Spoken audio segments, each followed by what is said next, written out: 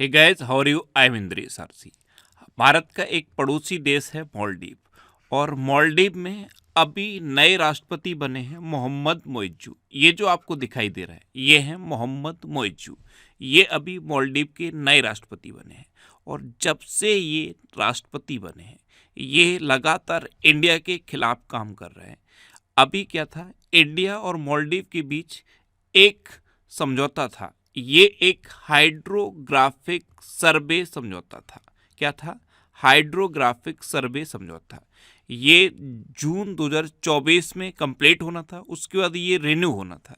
लेकिन मालदीव के ये जो राष्ट्रपति हैं मोहम्मद मोइज्जू, इन्होंने अब इसे रिन्यू न करने की घोषणा की है, यानी कि ये समझौता यहीं खत्म हो जाएगा। अब ये क्या था? हाइड्रोग्राफिक सर्वे समझौता। ये समझौता इंडिया को मालदीव का जो समुद्र है वहाँ पे सर्वे करने की परमिशन देता था। मालदीव के समुद्र के पानी में सर्वे करने की परमिशन ये समझौता देता था, और इसके तहत 3 बार सर्वे इंडिया कर चुका है। अब ये समझौता कैंसिल हो जाएगा। ध्यान रखना, ये जो हाइड्रोग्राफिक समझौता था ये जून 2019 में हुआ था, और जून 2024 में इसको कंप्लीट हो जाना है।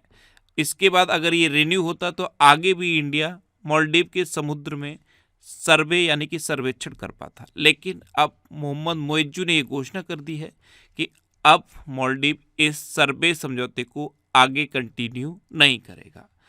अब ऐसा हो क्यों रहा है, इसके लिए मैं आपको थोड़ा सा पीछे लेके चलता हूँ।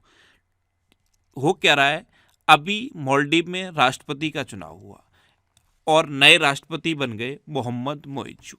ये जो नए राष्ट्रपति बने हैं मोहम्मद मोइज्जू, ये बिल्कुल चाइना की तरफ इंक्लाइंड है। ये हमेशा इंडिया के अगेंस्ट रहे हैं।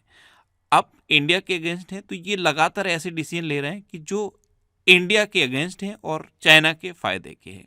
इससे पहले मोहम्मद मोइज्जू ने ये घोषणा की थी कि इंडिया के जो 75 सैनिक मालदीव में हैं उनको इंडिया वापस भेजा जाएगा।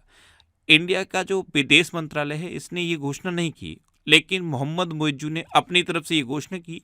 जब COP28 में मोहम्मद मोइज्जू और प्रधानमंत्री मोदी मिले, उसके बाद मोहम्मद मोइज्जू ने ये घोषणा कर दी कि मालदीव में जो 75 भारतीय सैनिक हैं उनको वापस इंडिया भेजा जाएगा। ये घोषणा भारत की विदेश मंत्रालय को भी करनी थी, लेकिन विदेश मंत्रालय ने नहीं की। उससे पहले मोहम्मद मोइज्जू ने ये घोषणा कर दी, और अब ये हाइड्रोग्राफिक सर्वे समझौता कैंसिल कर दिया है।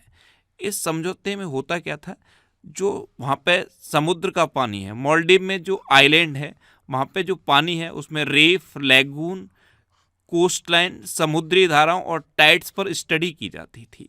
इसके तहत 3 बार सर्वे इंडिया मालदीव में कर चुका। पहला सर्वे मार्च 2021 में हुआ, दूसरा मार्च 2022 में हुआ, और तीसरा 2023 में हुआ था। और अब आगे कोई भी समझौता नहीं होगा, यानी कि कोई भी सर्वेक्षण आगे नहीं होगा। अब थोड़ा सा मैं आपको पीछे लेके चलता हूँ। टाइम था 2018 का। 2018 में मालदीव में एक पार्टी है PPM, यानी कि प्रोग्रेसिव पार्टी ऑफ मालदीव। इसके कैंडिडेट थे अब्दुल्ला यामीन। ये राष्ट्रपति का चुनाव लड़ रहे थे, और अब्दुल्ला यामीन ये भी बिल्कुल चाइना की तरफ इंक्लाइंड थे। राष्ट्रपति का चुनाव हुआ, लेकिन ये चुनाव हार गए। और जब ये चुनाव हारे अब्दुल्ला यामीन, उसके बाद इन पर हवाला का इल्ज़ाम लगा। हवाला के जरिए इन्होंने पैसे की हेराफेरी की, वो इल्ज़ाम लगा। $1 अरब का सरकारी धन था, उसका दुरुपयोग किया, उसका इन पर इल्ज़ाम लगा। जब इल्ज़ाम लगा तो 2019 में इनको 5 साल की सज़ा सुनाई गई। किसको? अब्दुल्ला यामीन को। अब 5 साल की जब सज़ा सुनाई गई, और उसके बाद क्या हुआ, कोरोना आ गया। जब कोरोना आया तो इनको नज़रबंद कर दिया गया, यानी कि जेल से बाहर कर दिया गया, नज़रबंद किया गया। और जब नज़रबंद किया गया उसके बाद कोर्ट से इनको जमानत मिली और इनकी सज़ा माफ़ हो गई। 2021 में ये बाहर आ गए। जब 2021 में बाहर आए तो फिर से इन्होंने इलेक्शन की तैयारी की, और फिर जब चुनाव आया 2023 में, तब जो PPM पार्टी है यानी कि प्रोग्रेसिव पार्टी ऑफ मालदीव है, उसके कैंडिडेट थे मोहम्मद मोइज्जू। उनको इन्होंने सपोर्ट किया। पहले से ये पीपीएम जो पार्टी है ये चाइना की तरफ इंक्लाइंड थी और इंडिया के अगेंस्ट काम करती थी। तो इस पार्टी के नेता हैं मोहम्मद मोइज्जू और ये 2023 में राष्ट्रपति बन गए। जैसे ये राष्ट्रपति बने हैं, इन्होंने सबसे पहले इंडिया के अगेंस्ट वाले काम करने शुरू कर दिए।